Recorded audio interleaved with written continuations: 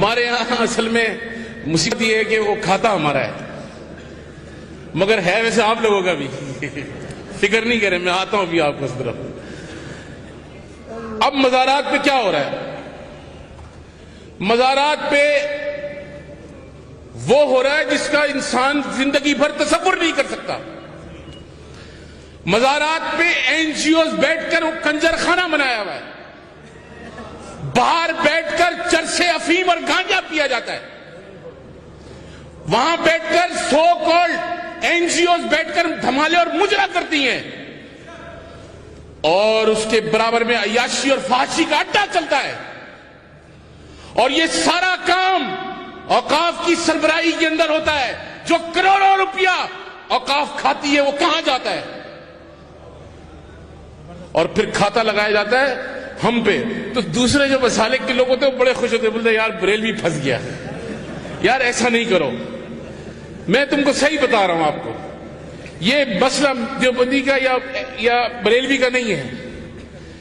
جو کام ہمارے اکابر نے ہمیں بڑا اچھے الفاظ میں بتایا، میرے والد صاحب رحمۃ اللہ علیہ نے، میں مولانا کو بھی کئی بار خدمت میں بتا دوں، انہوں نے میری والدہ سے کہا کہ 3 چیزیں،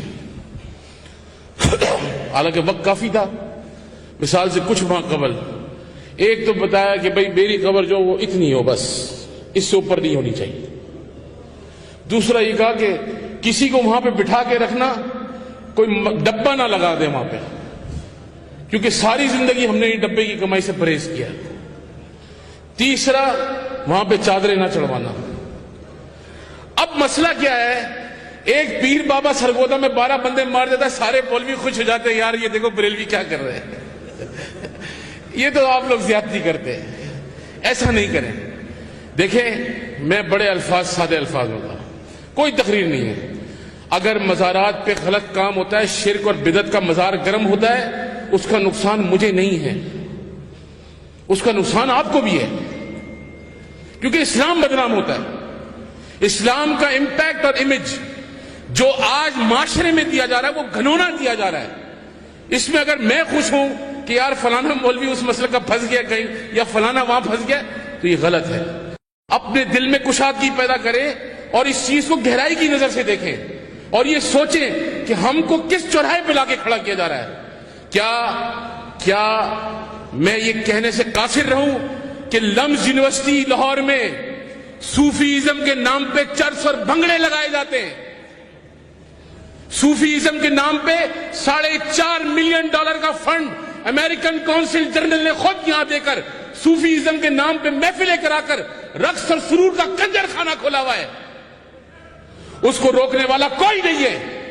مزارات امریکن فنڈنگ کے ذریعے بنائے جا رہے ہیں، اس لیے بنائے جا رہے ہیں تاکہ لوگوں کو یہ تاثر دیا جائے کہ صوفیزم جو ہے وہ بدنام زمانہ مسلک ہے۔ یہ غلط ہے۔ صوفیزم بدنام نہیں ہوگا، اسلام بدنام ہوگا، کیونکہ حی علی الصلاۃ کی صدائیں مزار سے بھی ہوں گی اور منبر سے بھی ہوں گی اور مسجد سے بھی نکلیں گی۔ بدنام مسلک نہیں ہوگا، دین ہوگا۔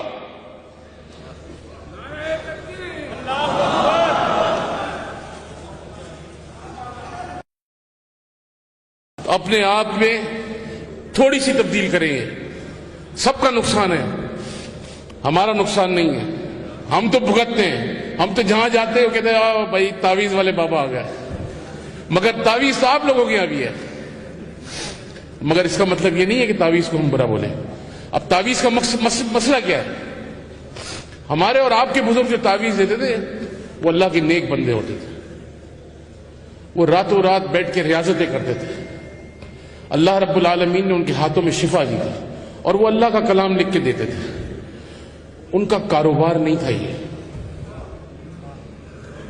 وہ مسلک دیوبند میں ہو یا مسلک بریلوی میں ہو یا کسی بھی مسلک کے لوگ، تعویذ جو دیتے تھے، وظائف جو دیتے تھے، وہ ان کے پر دھاڑیاں نہیں لگاتے تھے۔ کسی مسلک کے لیے اپنے دل میں برائی نہ ڈالیں، یہ ضرور ذہن میں رکھیں اپنے۔ یہ ضروری نہیں ہے کہ اگر کل میں دیکھوں کسی یار دیوبندی کو غلط کام کرتے میں کہوں یار سارے دیوبندی ایسے ہیں، نہیں۔ اب آپ اس کی کنسنسس کو دیکھ لیں، مزارات پہ کس کا قبضہ ہے، مزارات کس کے حوالے ہیں، اور مزارات میں کون لوگ پیسہ لگا رہے ہیں. اس کے علاوہ بھی ایک گروہ ہے جو آج کل مزارات میں بڑا ایکٹیو ہے, ان کی بنائی شنائی کرتا ہے, ان کو خوب پیسہ ویسا دیتا ہے. اللہ تعالی ہمیں اس کمائی سے اور اس شرک اور بدعت سے محفوظ فرمائے, کیونکہ یہ وہ غلیظ حرکات ہیں کہ جس سے اولیاء کرام جو وہاں پہ قبر میں موجود ہے ان کی بھی نگاہیں شرم سے جھک جاتی ہوں گی, یہ حرکتیں دیکھتے ہوں گے.